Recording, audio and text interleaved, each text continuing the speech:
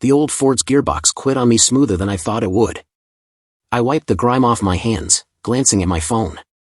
5:03 p.m. Melissa's live stream wasn't kicking off until 6:30. I figured I could whip up some dinner, maybe smooth things over after our spat about the house payments. My shop, Ironclad Rides, sat still in the fading Augusta, Georgia, heat, tools shining under the buzzing lights. 19 years I'd poured into this place, turning junkers into beauties. The Marines drilled discipline into me, but this garage taught me how to wait. Every nut, every piston had its place, its beat. My boots clomped on the concrete as I locked up early. The drive home took 15 minutes, cutting through neighborhoods where working folks blended with tidy suburban lawns. Kids tossed balls in driveways, parents trimmed matching hedges. Regular people, regular lives. Our house looked calm from the street, 2-story brick, low wooden fence, Melissa's Jeep parked out front. I got it for her last year when her fitness channel hit 60,000 followers. She hugged me tight, called me her rock. I turned the key in the front door, muscle memory steering me through the hall. Melissa's laugh floated down from upstairs, loud and staged. Probably rehearsing for her stream about healthy marriages and real living. I climbed the stairs, each one groaning under my weight. Our bedroom door was cracked open, her ring light throwing stark shadows across the hall. Her voice came through clear now. "You're such a wild one, Bryce. My fans would lose it if they knew what we get up to off camera." My hand gripped the doorframe, the wood biting into my palm. Through the gap, I saw my wife of 20 years straddling some guy who sure as hell wasn't me. Bryce Colton, Jim Chain big shot, her corporate backer, the guy helping her grow her brand. Melissa moved with him, bare except for the wedding ring I'd scraped together 4 months' pay for, back when I was pulling double shifts. Bryce's hands clamped her waist, his inked-up arms tensing with every motion. "Tell me I'm better than that grease monkey husband of yours," he said, his voice dripping with the kind of cockiness that comes from never questioning your spot in the world. "Way better," Melissa panted, her head tilting back in a way I'd never seen. "All he cares about is those damn cars. You make me feel free." My phone shook in my hand as I hit the record. The camera caught it all, Melissa's face lit up with pleasure, Bryce's smug grin, the framed photos of our wedding staring down from the dresser like silent witnesses. 20 minutes of footage. Every sigh, every jab at our life together, every whisper about ditching me once they dealt with the problem. My jaw locked so tight my teeth throbbed. I wanted to bust through that door, let my calloused hands teach them both a lesson. But Fallujah taught me to keep my cool, to let patience be my weapon. I stepped back, my boots quiet on the carpet I'd laid down myself 2 summers ago. Down the stairs, past the kitchen where Melissa's inspirational sayings hung above the counter. Out the back door, by the flower beds we'd planted when Sadie was little. In my truck, I sat for 10 minutes, staring at our house. Warm light spilled from the windows. The stars and stripes dropped on its pole. Picture perfect from the outside. My fingers scrolled to Sadie's number. Our daughter, 17 and sharp as a razor, the only real thing I got from this marriage, the only one I could count on. I texted her quickly, "Pack light. Don't believe your mom." Mitch Delgado's junkyard stretched over 50 acres of dusty savanna wasteland, a maze of rusted hulks fenced by barbed wire and patrolled by mean-looking mutts. In the middle sat a fortified trailer Mitch called the hideout, built for storing high-end parts but now my makeshift base. 3 days since I saw what I saw. 3 days of living on black coffee and fury while Melissa played the worried wife, leaving voicemails about fixing things. I spread out printed screenshots on a battered desk. Each one was a clue. Melissa's texts with Bryce went back 16 months. Hotel bills, cash pulls, even a scare about a baby that wasn't mine. "She's slick," I muttered, marking another lie with a green highlighter. Damn slick. The affair wasn't just about passion. Melissa and Bryce were cooking up something bigger, using her social media clout to funnel dirty money through fake fitness gear and charity drives. Her Real Living brand was a cover for laundering cash from Bryce's shady ventures. Sadie's boots crunched outside. She'd been slipping over after school, her mom thinking she was at art club. Sharp kid, my girl. Got my knack for details and her mom's drive, a hell of a mix for a teen who just found out her world's a lie. "Dad," she said, poking her head through the trailer door, clutching a laptop bag. I cracked Mom's cloud account. Pride and dread fought in my chest. Sadie had my logic and her mother's fire, a combo that could burn bright or burn out. "What did you dig up?" I nodded to a rickety chair by the desk. She flipped open her laptop, fingers dancing over the keys. Mom's running a fake charity called Fit for Heroes. The screen lit up with bank records, donations supposedly for gym gear for wounded vets, but the cash funneled through dummy companies, landing in accounts tied to Bryce Colton. They've swiped over $250,000, Sadie said, her voice thick with anger, from folks trying to help soldiers like you. My fists balled up. Using my service to scam people? Melissa had found my rawest scar and dug in deep.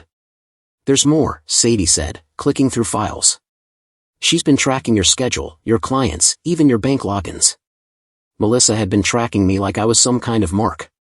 Every move I made, every client I met, all documented in her screenshots. She was probably setting me up to look like a loose cannon or a deadbeat when she finally pulled the trigger on her plan.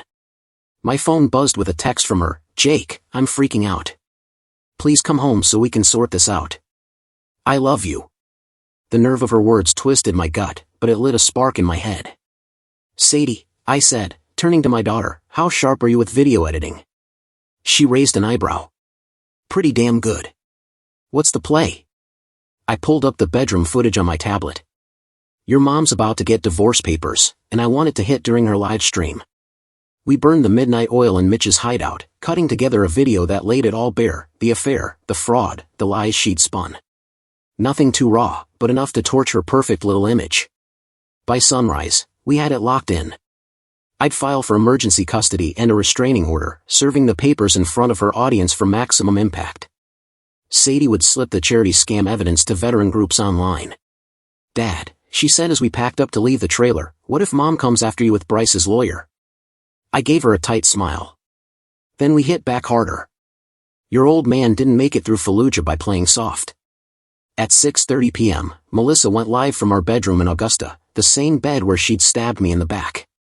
6,000 viewers tuned in to hear her preach about keeping love alive and long-term marriages, decked out in the workout gear Bryce had gifted her. Midstream, the doorbell chimed. Her smile flickered for a split second before she plastered it back on. That's probably Jake, she said. He's been grinding at the shop lately. But it wasn't me. A process server stood there, holding a manila envelope and grinning like he'd won the lottery. Melissa Harper, you've been served. Her stream blew up as the papers spilled across her pristine setup, divorce petition, restraining order, custody filing, in a single frame from the bedroom video, just clear enough to spell it out. Her face drained of color as the chat went wild. 6,000 viewers spiked to 12,000 as the news spread like wildfire. Screenshots flooded social media in minutes. Her flawless life unraveled live for the world she'd worked so hard to charm. I watched from the hideout, Mitch's bourbon stinging my throat as justice finally started to roll. The backlash hit like a freight train. I woke up to frozen bank accounts, canceled credit cards, and a restraining order barring me from my own shop in Savannah. Bryce's lawyer, Victor Lang, moved fast, filing motions claiming I was unhinged and dangerous. Forged police reports, fake domestic calls, non-existent witnesses, even a sham psych eval saying I had PTSD-fueled anger issues, were airtight. Bryce's cash had bought the slickest legal tricks in Richmond County. They're trying to bleed you dry, Sadie said, scrolling through court filings on her laptop. We sat in a 24-hour diner in Macon at 3 a.m., the only spot we could talk without eyes on us. Mom drained the joint accounts yesterday, funneled it all to some shell company. I stabbed my pancakes harder than I meant to. 43 years old, starting from scratch with nothing but my clothes and a daughter who's picked my side. The unfairness burned like battery acid. We need backup, I admitted. Someone who knows their game. That's when Ellen Carver walked in. I'd caught her podcast, Truth Unearthed, about small-town corruption. What I didn't know was that Victor Lang had crossed her path before. We met at a coffee shop in downtown Athens, a neutral spot where Melissa's spies couldn't trail us. Ellen looked like a librarian, big glasses, sharp blazer, always recording, but her eyes had the glint of someone who'd hunted predators. Victor tanked my brother's custody case 4 years back, she said, cutting straight to it. Fake evidence, paid-off witnesses, the works. By the time we figured it out, my brother was broke, and his ex had the kids. I leaned in. Why didn't you take him down? She sighed. I tried, but Victor's got ties to the state bar, judges in his pocket. Small-town corruption runs deep when everyone's got dirt on each other. She slid a tablet over, showing bank records. But he's getting careless now. Bryce's gym was a front for washing dirty money for some seriously bad folks. Victor Lang, his lawyer, was funneling cash through fake legal settlements, leaving paper trails so sloppy even a rookie law student could spot them. Our plan came together fast. Ellen would go undercover, posing as a client needing Victor's help with a made-up divorce case. Meanwhile, I'd use my marine recon skills to dig into Bryce's operation. For 2 weeks, we worked like a well-oiled engine. Ellen recorded meeting after meeting where Victor bragged about forging evidence and greasing court officials' palms.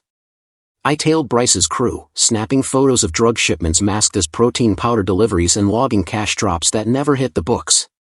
The big break came when Ellen got Victor liquored up at a dive bar near the courthouse in Athens, Georgia. Her hidden camera caught him crowing about my case, detailing how he'd cooked up fake domestic violence claims and sold a judge on freezing my assets by painting me as a clear threat. The genius of it, he slurred over his bourbon, is once you label a guy dangerous, everything he does looks bad. Fight back? He's unhinged. Staying quiet? He's scheming. It's a perfect setup. I watched the footage later in Mitch's hideout, my hands trembling with anger. They'd twisted my service, my pride in protecting my country, into proof I was a nutcase. Every sacrifice I'd made for this nation turned into their ammo to smear me. We've got enough, Ellen said, sifting through our evidence pile, Victor's confessions, Bryce's laundering, Melissa's fake charity scam. We can take them all down. But revenge got put on hold. At 4:12 p.m. on a Wednesday, my world flipped again. Sadie's school called for Macon. She'd skipped her last class. Her phone went straight to voicemail. Security footage showed her leaving with someone in a black hoodie, face hidden. An hour later, the ransom demand hit. No money, just a demand to destroy all our evidence, drop all legal action, and vanish for good. In return, Sadie would come back unharmed. They've got my girl, I told Ellen, my voice raw with fear and rage. Then we finish this, she said, checking her recorder's batteries. Tonight. This wasn't just a hunt anymore, it was war.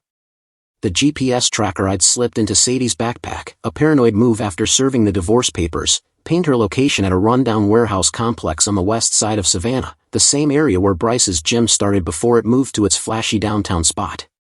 I rolled up in a beat-up Dodge I'd rebuilt 3 years back for a client who never paid. The irony wasn't lost on me, my own work was now my ride to save my daughter from the wreckage of my marriage. The complex sprawled over acres of cracked asphalt and rusted steel, a perfect hideout for dirty deals. I spotted 3 vehicles, Bryce's Tahoe, a motorcycle I didn't know, and a van with blacked-out windows. My gut screamed trap, my old marine instincts kicking in as I scoped the perimeter. It felt too clean, too staged. But Sadie's signal was inside the main building, and every second I weighted up the risk. I slipped in through a busted loading dock, moving through shadows and debris like I was back in Iraq. The place stank of grease and something worse, something raw and wrong that set my nerves on edge. Voices drifted from the second floor, rough and male, talking about cleanup and disposal. My blood froze. They weren't planning to let Sadie go. This was a death sentence in waiting. I crept up the stairs, each step silent on the rusted metal. 17 years since Fallujah, but my body remembered how to move in a fight. The weight of a knife in my hand, the focus of life or death stakes. The hallway stretched out, lined with shattered office doors like a broken jaw. Light poured from an old meeting room at the end. Sadie's voice came through, scared but fierce, still swinging even while tied up. My dad's gonna bury you idiots, she snapped. You don't know what he's built for. A guy laughed, not Bryce, someone else. Your dad's a burned-out gearhead with a head full of war scars. We're not sweating him. I peeked around the doorframe. 3 guys, all packing heat. Sadie was bound to a chair in the center, tape over her mouth, but her eyes burned like wildfire. One thug stood watch by the window, another paced like a nervous dog. The third, a hulking brute with gang ink crawling up his neck, leaned close to Sadie, a blade gleaming in his fist. The setup was grim, 3 armed men, 1 hostage, no cover, no backup. I'd faced worse odds in places where our flag was kindling, but this was my daughter. I tossed a chunk of brick through a window at the far end of the building, the crash pulling 2 of the goons to check it out. That left the inked-up giant with Sadie. I moved like a ghost, crossing the hall in 4 quiet steps. My arm locked around his throat, cutting off his air before he could yell. We hit the floor hard, his knife clattering across the concrete. What came next wasn't a brawl, it was surgical. I'd learned a dozen ways to neutralize a threat, and 18 months of watching my life get shredded left me with little mercy. The big guy was tough but clumsy, banking on size over skill. I turned his punches against him, letting his fists find walls and steel beams. When he pulled a gun, I snapped his wrist with a lock that sounded like a firecracker. The other two came running at the noise. I was ready, using their buddy as a shield while I disarmed them. One shot to cripple, not kill. I needed them talking, spilling everything to dismantle the network that took my girl. When the dust settled, I had 2 wounded men and 1 body. Sadie was safe in my arms, both of us shaking from the rush and relief. Dad, she whispered against my chest, they were gonna kill me after forcing you to watch. Fury painted my vision red. These weren't just crooks, they were monsters who'd used my daughter, the only light left in my shattered life, as a pawn in their twisted game. They'd learn soon enough how bad they'd miscalculated. While I called Ellen to handle the cleanup, my phone pinged with legal alerts. Melissa had filed for emergency custody, claiming I was a danger to my family, unhinged and violent. Court was set for tomorrow morning in Athens, Georgia.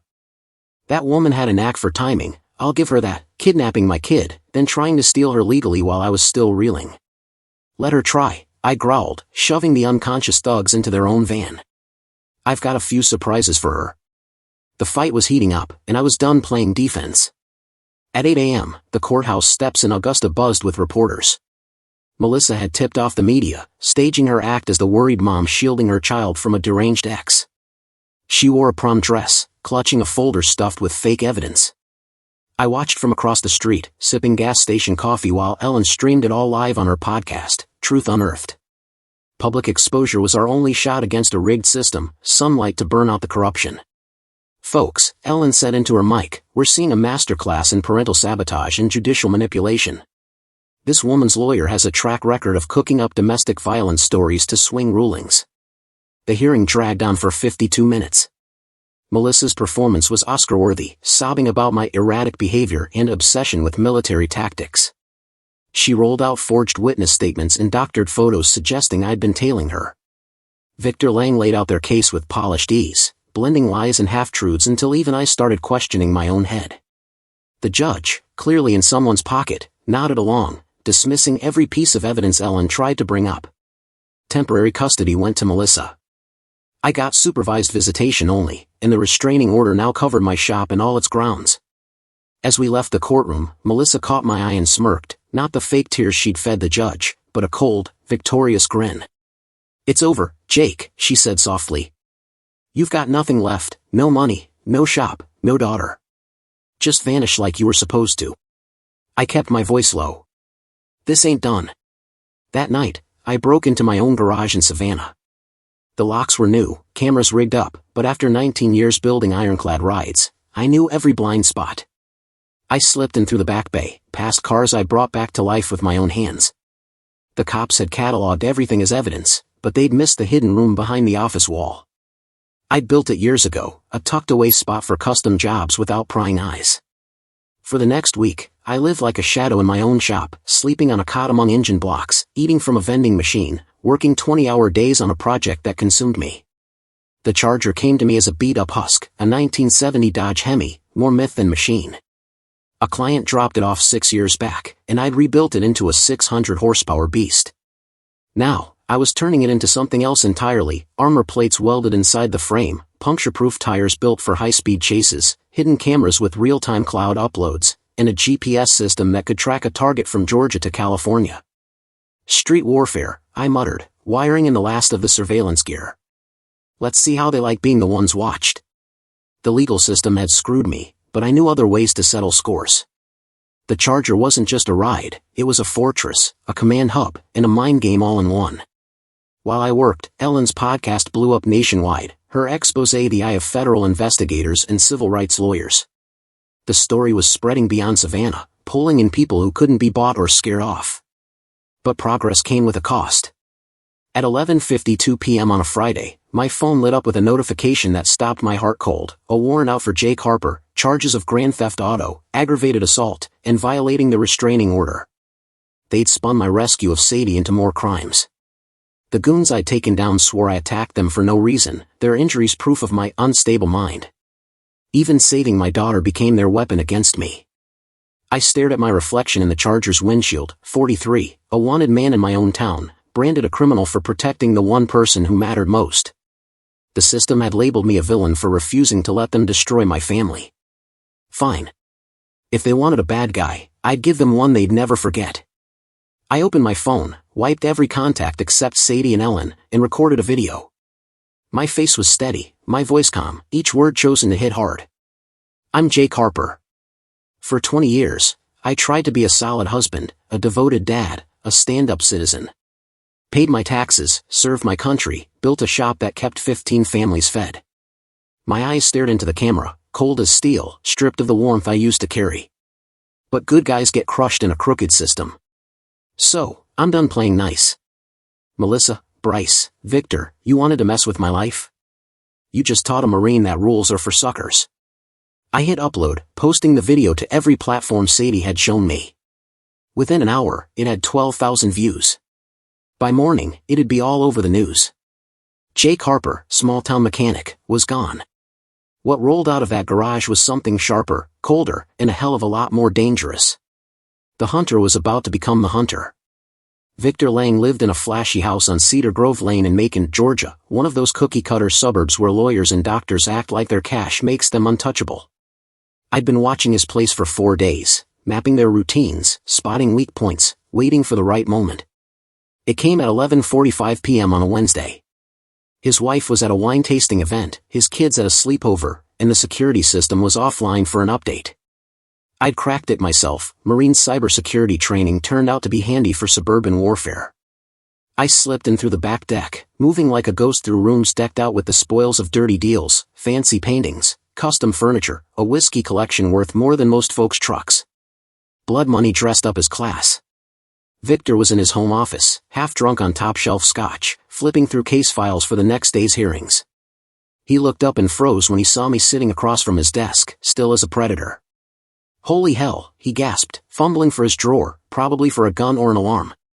That won't save you, I said, my voice flat, carrying the kind of calm that comes when you've already crossed the line. Hands on the desk. He obeyed, his face pale but still trying to pull off that lawyer swagger. Jake, we can cut a deal. Whatever you think I've done, I slid a tablet across the desk, Ellen's hidden footage playing. Victor's own voice echoed, boasting about faking evidence and buying judges. That's not what it looks like, he stammered. I leaned in, my eyes locking on his. I can do whatever I want, Victor. I'm a dangerous fugitive now, remember? Nothing to lose, no reason to play by your rules. His bravado crumbled. Here's the deal, I said. You're gonna write down every crime you've pulled in the last 6 years. Every fake document, every bribed judge, every client you've screwed. All of it. He shook his head. My license, my career, my smile was ice. Your career's the least of your worries now. What followed took 19 minutes. I'd learned interrogation tricks from guys who broke terrorists for a living. Victor Lang was just a small-town lawyer grown soft on easy corruption. The confessions poured out, dozens of cases, forged papers, intimidated witnesses, payoffs split with crooked judges. Names, dates, account numbers, the whole rotten network laid bare. There, he panted, his signature shaky on the last page. I gave you everything. Now get out. I gathered the documents with care. Oh, Victor, we're just warming up. By morning, every news station in Savannah had copies of the confessions, backed by Ellen's evidence. Ethics boards got detailed reports, FBI offices received packets on federal crimes, and Ellen's podcast dropped a special episode that crashed her servers from the flood of listeners. But Melissa struck back hard. By noon, she was on every local channel in Augusta, tears streaming as she spun a tale about her fear of my mental collapse. Jake was never the same after the Marines, she sobbed to the cameras. I never thought he'd turn violent. I'm scared for our daughter. It was a masterclass in manipulation, designed to swing the public back to her side. She even flashed fake texts, obviously doctored, claiming I'd threatened her for leaving me. The media lapped it up. Headlines screamed about a veteran's PTSD spiral. Melissa played the victim perfectly, painting herself as a brave survivor of domestic chaos. But I'd seen that movie coming a mile away. That night, as Melissa spun her sob story on TV from a hotel suite in Augusta, Sadie dropped her own bomb on social media. 17 and fierce as hell, just like her old man, she wasn't afraid to lay it all bare. "My mom's a liar," she said, staring into her phone camera. "I've got recordings of her scheming to frame my dad, proof she's been stealing from veterans, evidence her whole story's a load of crap." The video included audio of Melissa and Bryce plotting to deal with the Jake problem for good, her own words burying her as she planned my destruction. Within hours, #Jake Harper was trending across the country. Veteran groups rallied behind me. Civil rights lawyers offered help. The tide was turning, but too damn slow for a guy running out of time and patience. Then the explosion hit. Bryce's main car lot in Savannah blew sky high at 3:42 a.m., wiping out half a block. The blast shattered windows 4 streets over and left a smoking crater where his showroom used to be. Arson investigators found traces of military-grade explosives, stuff only a combat vet like me would know how to get. Every news channel in Georgia screamed the same story: fugitive veteran turns terrorist.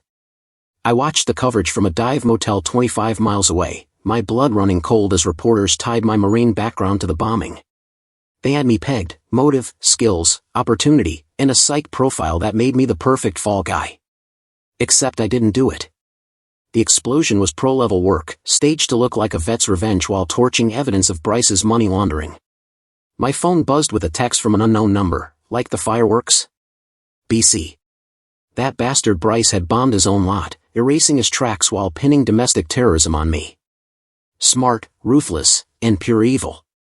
My reflection in the motel mirror didn't look like me anymore: gaunt cheeks, empty eyes, the face of a man who'd lost it all and found something darker in its place. They wanted a monster? Maybe it was time to give them one. I cracked open my laptop and started typing, fingers moving like they were wired to my rage. If they wanted a fight, I'd bring them hell. But first, I had to keep Sadie out of the crossfire. Judge Clarence Morton lived alone in a 1950s bungalow on Willow Creek Drive in Macon. A widower with nothing but whiskey and the weight of 35 years on the bench for company. I'd been watching him for a week, memorizing his habits, waiting for the perfect moment. It came Sunday morning when he sat on his back porch, sipping coffee from a mug that read "World's Best Pop" and flipping through case files. I stepped out from behind his rose bushes like a ghost came to collect. "Morning, Your Honor." Morton glanced up, squinting into the dawn light. Recognition hits slowly, then fear, the kind that comes when you know you've crossed lines that don't bend. "Mr. Harper," he said, "I figured you'd show up eventually." I eased into the chair across from him, uninvited, my movements steady. "Oh yeah? Why's that?" He set his files down, hands trembling. "Because you're not dumb. You know my rulings in your case weren't based on law or evidence." The confession came easier than I expected. Offshore accounts funded by men who expected courtroom favors. A hit-and-run hushed up by cops he'd appointed. Photos of Morton with escorts in a setup that screamed blackmail. 30 years I kept it clean," he said, staring into his coffee. "But one slip, and they own you forever." I felt a flicker of pity. Morton wasn't a villain like Victor or Melissa, just a man who'd buckled under pressure he helped create. "Here's the deal," I said, voice low. "You're gonna undo every ruling you made in my case. Custody shared again, restraining orders lifted, my accounts unfrozen." He hesitated.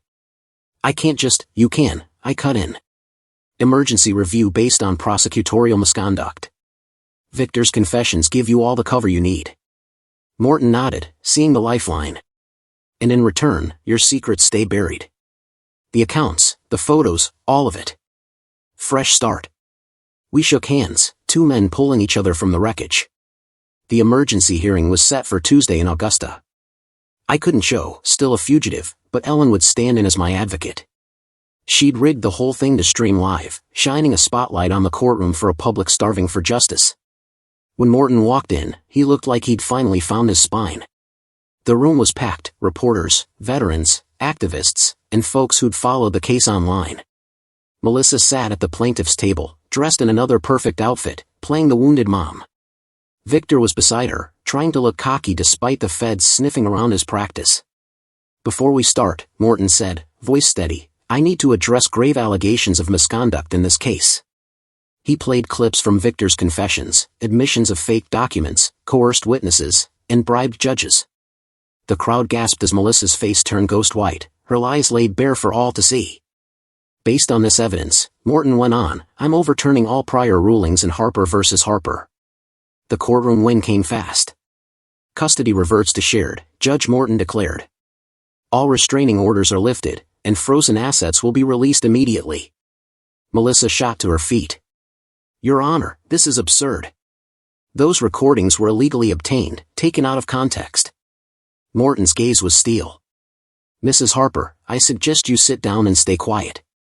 Based on what I've heard, you might be facing charges yourself. The live stream lit up with comments, viewers watching justice finally roll out in real time. Hashtag Justice for Jake trended worldwide within minutes, shared by everyone from military vets to legal reform groups. But I wasn't glued to the courtroom drama. I was parked outside Melissa's hotel in Macon, peering through binoculars as she stumbled out, looking like she'd taken a punch to the gut. Her phone was glued to her ear, voice sharp with panic as she tried calling Bryce. Straight to voicemail, over and over. I smirked. I'd been listening to police scanners all morning, waiting for the news I knew was coming.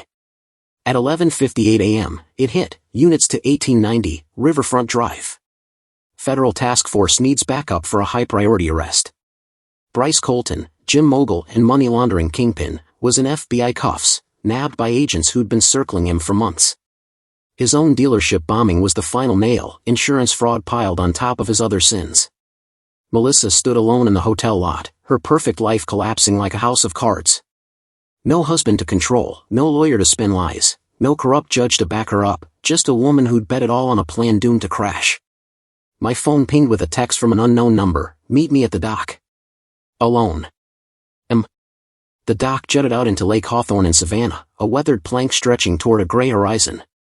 Melissa stood at the end, swapped out of her courtroom getup for jeans and a sweater, the first time in years I'd seen her look like a regular person.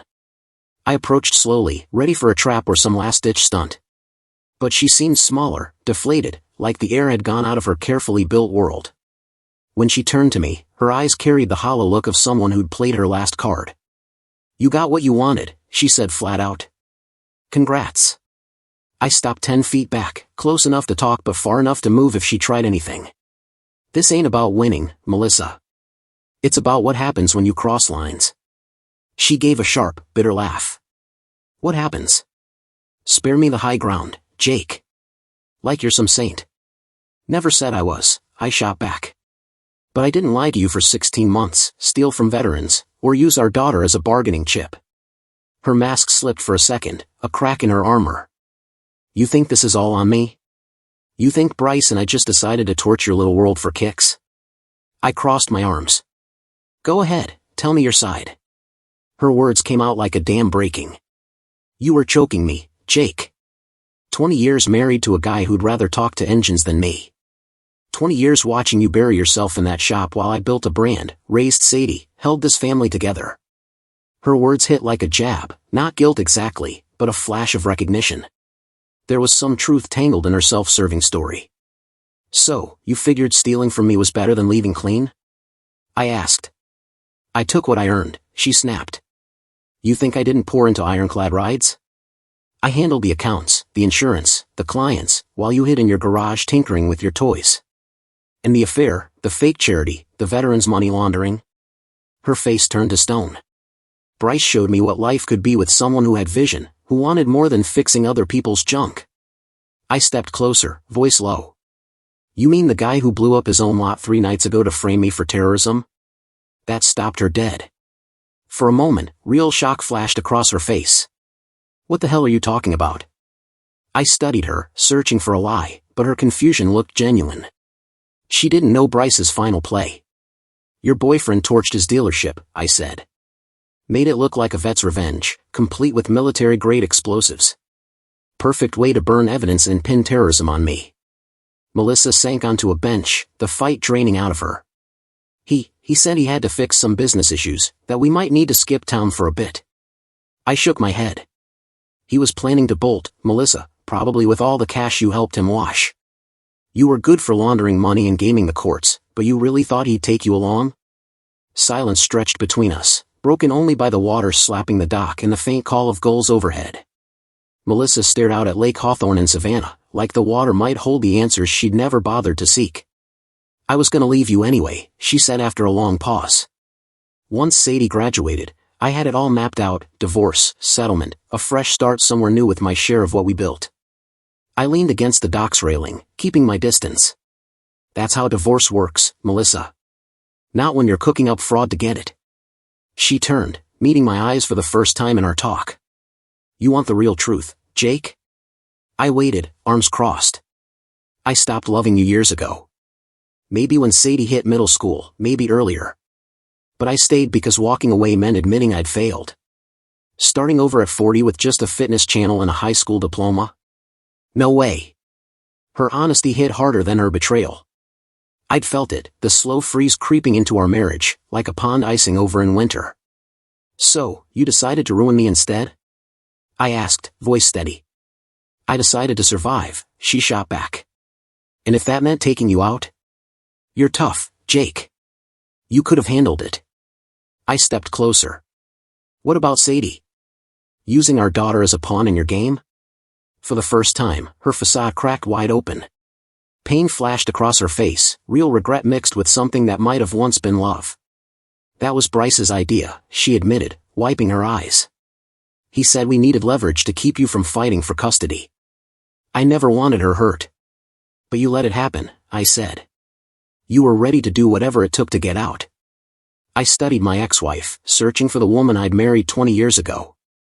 She was still there, buried under resentment and desperation, but too far gone to reach. What now? Melissa asked, voice small.